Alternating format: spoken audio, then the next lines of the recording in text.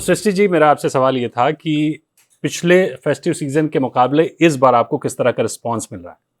So इस बार as I said, O&D quarter is always a fabulous quarter. Most of the launches यही quarter में slated रहते हैं. Reason being आपको Dussehra as well as Dhanteras दोनों का ही एक festive माहौल मिलता है.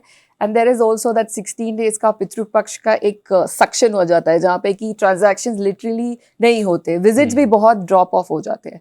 So जो हमने notice किया है कि of course the walk-in numbers have spiked up a lot. And we are anticipating a good volume growth. ये O&D quarter में special attribution to the October month itself.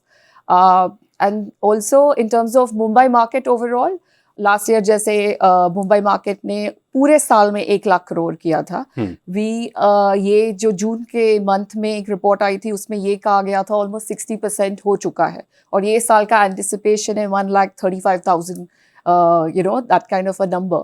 So I think we all are looking forward to a great quarter and close this calendar year with a bumper and a financial year of course with a better bumper again because वहाँ नवरात्र ये संक्रांति भी आ जाती है. So even that's one of the auspicious occasions. Srishti ji, आपके पास आएंगे. महाराष्ट्र में अगर हम देखते हैं तो महिलाओं के घर खरीदने पर उनको ज़्यादा फायदा मिलता है, स्टैम्प ड्यूटी की छूट मिलती है. इस फेस्टिव सीजन में महिलाओं की भागीदारी कितनी ज़्यादा देखने को मिल रही है? क्या आगे बढ़कर वो, क्योंकि होम मेकर हैं, उनका डिसीजन बहुत इंपॉर्टेंट होता है, लेकिन जब उनके नाम प्रॉपर्टी हो जाती है तो थोड़ा सा फायदा भी ज़्यादा हो जाता है. तो महिलाएं कितना आगे आ रही हैं इस फेस्टिव सीजन अपने घर के डिसीजंस में और उनके रजिस्ट्री के तौर पर अगर हम देखें तो?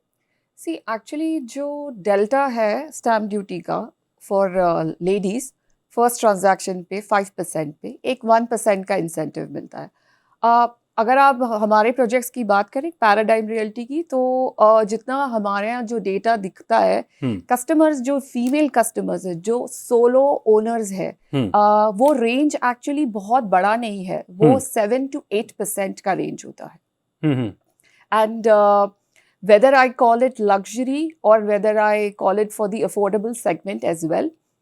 So वहाँ पे क्या होता है affordable segment में बोलो या लग्जरी में सेल्फ फंड केसेस में ही ऐसा सिचुएशन हो पाता है जिसमें कि you see certain female owners that too age wise थोड़े हायर सेगमेंट के लोग. ये जो 1% का डेल्टा है अगर ये थोड़ा और बड़ा होता तो ये काफ़ी इंसेंटिव होता कि as a household even property जो है एक फीमेल ओनर के नाम पे की जा सके. जहाँ तक बैंक एलिजिबिलिटी बैठती है तो वो फिर एक हाउस होल्ड इनकम पे एज अ को ओनर ही बैठ पाती है. Correct.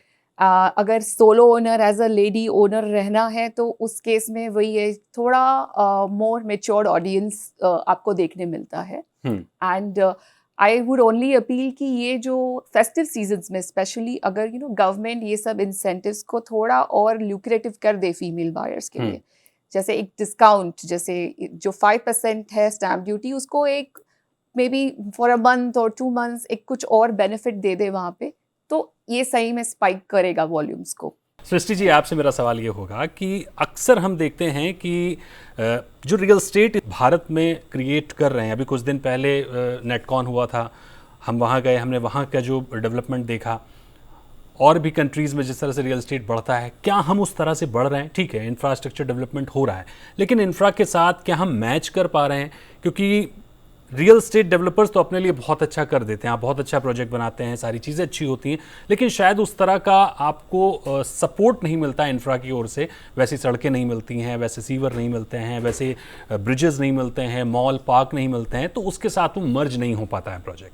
आप लोगों का जो विज़न है, गवर्नमेंट का विज़न कैसे मैच होगा, किस तरह से आगे बढ़ेंगे? So I think government is doing a lot in terms of infra. और आप देखिए कनेक्टिविटी वाइज आज जैसे कोस्टल रोड ले लिया या द सेतु लिंक ले लिया है, you actually see government spending a lot since last 5-6 years और इंफ्रास्ट्रक्चर डेफिनेटली बढ़ रहा है. The reason why you also see the wealthy people increasing in Bombay is because the infrastructure is becoming so powerful. आज technically Bombay as a city has the highest number of billionaires in India, which is as per as the latest report. So definitely the infrastructure is going to that level, international level. As developer, we always promise कि हम आपको अच्छा space planning, good product, और जो international kind of sanitary ware है, windows है, हम हमारे project में सब कुछ 100% कोशिश करते हैं. Correct. When it comes to जो infrastructure in and around, I think government is being very helpful. बिल्कुल. इसी के आगे एक और सवाल मैं लेना चाहूँगा. जो घर खरीदना चाहते हैं उनके लिए तो बहुत सारे ऑफर्स हैं, लेकिन जो इन्वेस्ट करना चाहते हैं, जो प्रॉपर्टी को इन्वेस्टमेंट के तौर पर देखते हैं, उनके लिए किस तरह के ऑप्शंस हैं? क्योंकि इस बार हमने देखा कि पिछली दिवाली के मुकाबले इस दिवाली इन्वेस्टर भी काफ़ी कुछ रियल स्टेट में एक्टिव मोड में दिखे हैं. अब ऑप्शन भी बहुत सारे हैं, रीट्स भी है, एसएम रीट्स भी है, आपके फ्रैक्शन ओनरशिप, बहुत सारे ऑप्शंस आ गए हैं. तो जो इन्वेस्टर्स हैं उनको इस दिवाली अगर आप सजेस्ट करना चाहें तो कहाँ इन्वेस्ट करने का सजेस्ट करेंगे? सी डिपेंडिंग ऑन, एक्चुअली आजकल तो ऐसा है कि कैपिटल गेन का भी जो एक है, अगर आपको वो भी कहीं ना कहीं हेज करना है और आप एक हाई एंड इन्वेस्टर हो, तो I think you have bouquet of options as well as in terms of जो typically small size investments करते हैं 1 करोड़ रुपए के प्रोडक्ट में something. There are lot of developers including us अच्छे पेमेंट प्लान्स लेके आए हैं इन्वेस्टर्स के लिए, इन्वेस्टर फ्रेंडली.